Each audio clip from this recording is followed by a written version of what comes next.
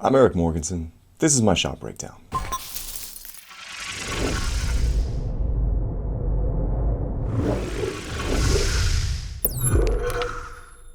In this video I'm going to talk about animating animal characters that have both animal and human behavior and how to balance those two things out in order to tell a story. So I've got a character here who's a stylized version of a deer, but I want to have some naturalistic deer behavior, and then also I want this to read very clearly as a martial arts routine that a human might do. So those are the two things I want to balance out here. So let's talk about how I went about doing this. First thing I'm going to do is look at some reference that gives me an idea of the range of motion that my character can have. So this one's particularly good because this particular kind of deer is about the same kind of proportion and weight as the character that I'm going to animate. So that's really helpful to me. So the next thing I'm going to do is just do some exploration for poses and take a look at some behavior and try to find some patterns. So one of the things I'm noticing is the way this deer holds its front legs up like this, curled in towards the body, and this kind of nice reach, and then the amount of reversal the spine can do. So here we see this long stretched out, and then the front legs reaching for its contact point with the ground. And the other thing I notice is the hind legs, they land at almost the exact same contact point, so that we get this nice moment here where the front and hind legs are almost in the same position, and then we get another reversal on the spine. And I'm exaggerating some of these things in my drawings because I want to remember these in detail. Next, I'm going to look at another shot of a deer leaping. Again, this is really helpful for me because I know that in my shot I'm going to have a lot of jumping and twisting motion, so I want to get these things figured out. So I'm looking at the foot contact here, looking at the way that the legs move, and then here I'm looking at the anticipation that happens before the jump and the way that the spine changes shape. And then within the leap, this push off that's nice, strong, straight with the back legs and a nice elongated spine, and then a reversal of the spine, and then another reversal into the contact with the ground. And then one last one here, another exploration of this kind of jump. And what I'm looking for again is the shape of the spine. Really like the way that we're feeling the legs in the front curl into the body like this, and the way it feels like the head is reaching out and the spine completely changes shape. So it goes from this shape like this kind of line of action, to a real strong reversal, and it feels like everything's being led by the head. And the head almost is feels like it's sliding along this ledge here, and then everything goes over the top of that. Now that's because it's jumping over this fence, so it essentially is sliding along the ledge there. But it creates a really good shape with the spine and the way that the legs curl into the body, both front and back, and this nice, really strong reversal here. So I know that I can use all this stuff, and I'm going to get some really nice, dynamic looking animation. And then again, I'm looking at the drag of ears and tail and just starting to think about those things now, and the way that the timing of the front legs reaching towards the contact point with the ground are working, and then the hind legs, the timing of those and when they're going to catch up and hit their ground contact as well. So once I've done this and I have a sense of the range of motion that my character can do from a realistic perspective, the next thing I'm going to do is take a look at the human kind of behavior that my character is going to do. This should start looking familiar pretty quickly. This is the martial arts routine that I'm having my character do by reference. I've just added some things to it, but generally this is what I'm going to stick with. So you can see we get this, start with this kick motion, and then a spin kick, and then this kind of lower kick, then a flip, and then I have my character follow through with this and do a spin around into the resolution that we've got. But generally I'm going to stick with this routine. I like the timing of it, I like generally the action of it. I'm just going to add some things to it. So let's take a look at how I broke this thing down with sketches.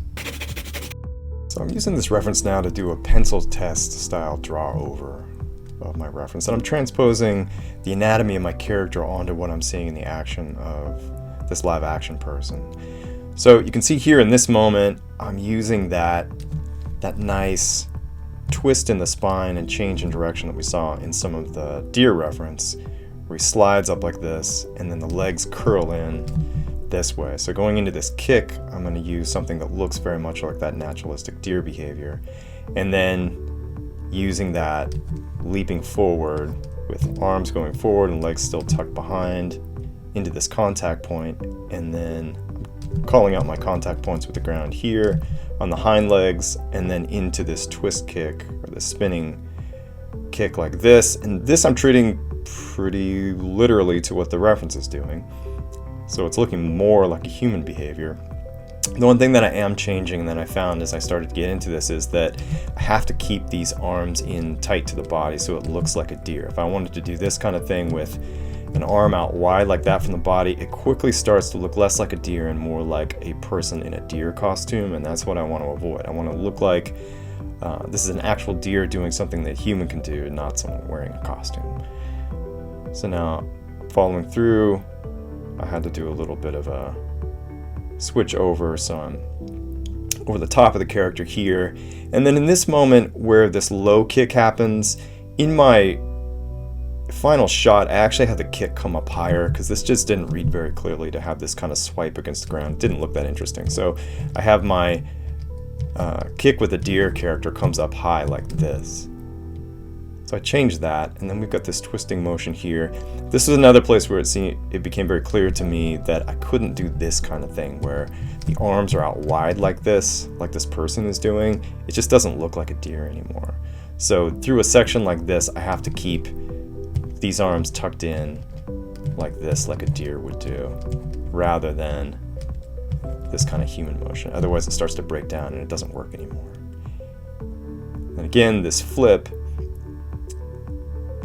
and I'm trying to use the same reaching forward moment here where the front legs come out and the hind legs are dragging behind, and then they follow through just like I found in that deer reference. And then I'm adding something here, another spin, and then a moment where the deer stands up, and then I'm going to add another little bit to the end. But generally that's how I treated this reference, to kind of break it down and get my deer motion to work with the human motion.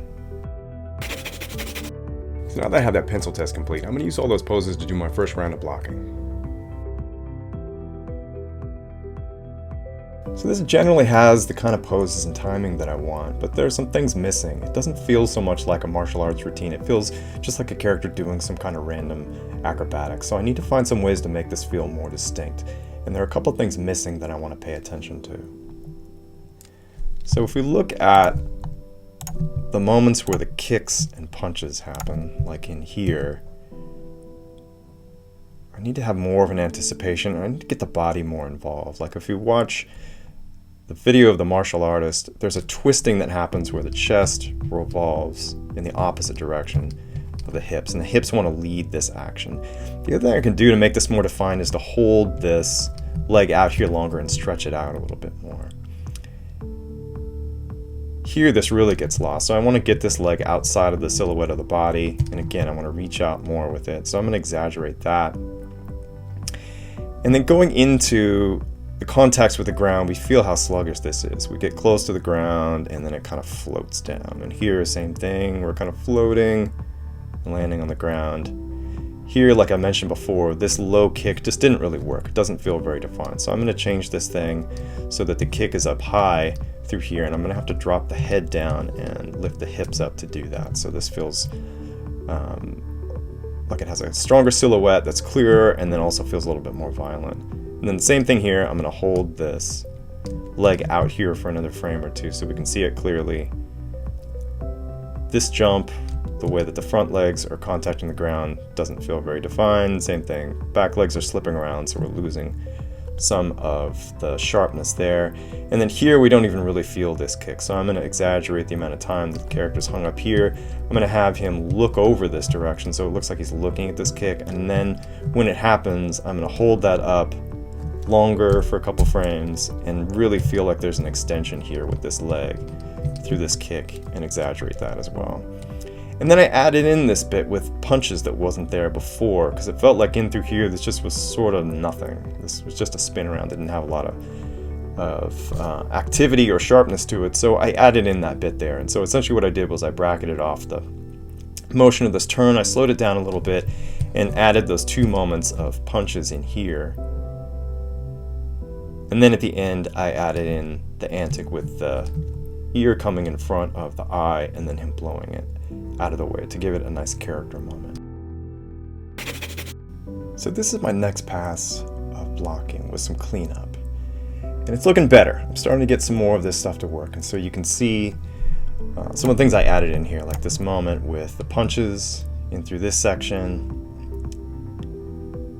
and this bit with ear getting stuck in the face and blowing it out of the way. I've added that in there. And then I've got the ground contacts with the feet more defined, the kicks and punches more defined. You can see now I've got this outside of the silhouette of the body, and it's much more clear.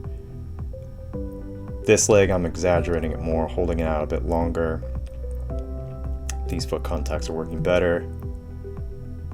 I've got this leg up higher and out of the silhouette of the body, and holding for a couple of frames. This is moving faster now, and overall I've got sharper and faster motion on the character. I'm pushing the timing a bit more, and I've actually sped it up quite a bit, probably almost by 20%. And I can kind of get away with that. This is probably pushing it as far as timing goes. Things are moving very quickly now, but one of the things that's helping me to get away with that is the fact that I've got this tail and these ears, and I can drag them a lot, so I can get away with a lot of really sharp motions if I have other things to soften them. So I find that secondary animation on a character is really helpful with that kind of stuff. If you've got a character with long hair or with other kind of props that are hanging off of its body, you can get away with some really sharp, punchy motion by softening it with those things. So there's still some things I need to fix here. One of the things I noticed when I rendered this with motion blur, and I should have known this before I did that, it just was an oversight on my part, is the fact that in this jump, the screen progression from left to right isn't working properly. So we can see if I watch where the hips of the character are starting, they're going from here, kind of going in a diagonal, and then they get to here, and then they kind of stop and hit a wall, and then there's this pivot that happens where the front end of the character comes down, and then this hip actually feels like it's moving away from us, back from right to left again. So it feels like he gets hung up on something here. He kind of slides this way, gets hung up, and then pivots and actually goes backwards. And then in this moment where he spins around and we feel the chest go back this way, again it feels like he's going back right to left instead of left to right. So there's these moments where we get this sort of like zigzaggy feeling of he wants to be going this way, but his progression's getting pushed back the other direction. Here I've got a similar kind of thing happening where I get a little bit of progression from right to left, but then my character gets stuck in space here and then comes in this kind of sluggish way from right to left here and gets stuck. And then once I get to here, this is probably fine. Now I've got a good arc through the hip here on this jump, like that. That feels right. Same thing here. We've got to slow down, but I'm generally kind of moving the hips backwards like this a little bit. There's within this hop, and that's working fine. And then the rest of it seems to be working okay. So I've got to fix that stuff. Otherwise, it feels like something's really broken. And again, the fact that the motion blur is there really gives it away. The motion blur is also showing another issue that I have here. This head twist happens too quickly right in through here, so it creates a pop. We feel like it goes dunk, and then this thing hits a wall right here, click, and then goes the other way. So I need to fix that as well. The other thing I gotta fix is on this contact with the ground, we can feel these feet sliding and also these back legs sliding. I did a little experiment when I first blocked this in, which was doing an FK to IK switch on the hind legs because I wanted to get them to a specific shape, and it was hard to do with the IK. But I've got them switching like here back to IK, and I should be doing it sooner so that I don't get this weird kind of deformation thing that's happening, and then also this moment of slipping around. Same thing on the front. You can see like in this section here, the front legs are slipping along the ground. So I got to fix all that stuff as well. So once again, here's the more refined, finished version of the shot. It's still not perfect. I still have some things I need to do, but it's working better. And you can feel in this section here where this jump there and the next one that the movement from left to right is working much better, and it links in with the other jumps better as well, so that it feels like the momentum carries throughout the shot rather than it getting stuck in a couple of places. And I should mention too, for this moment where he does this punching, I just animated this straight ahead, and one thing I needed to keep in mind with this that's different than a character doing locomotion. Typically what happens is when you're walking, it's the opposite hand that goes forward when the foot makes contact. With punching, it's the opposite way, where the foot that's closest to the hand, or that's on the same side as the hand, is the one that's going to be active when the punch happens. So he's actually stepping into the punch with that foot. So I knew I just needed that kind of stuff, and I just timed it with what was happening with the overall motion of the character. So I know that this contact was going to happen, and then this leap was going to happen. So I was going to do the punch on this side first within that step down when he does this little hop. I was going to add another to it. So I'm using the same side arm on that hop. And then I just need to activate this foot over here. I did just a little bit of a jab with the foot when this punch happens like that. And then now I can go back into my contact over here and then into the spin that I had before. But I just wanted to break those things down so I knew exactly how they had to work. And then it wasn't that hard to straight ahead animate it after I'd had those things figured out.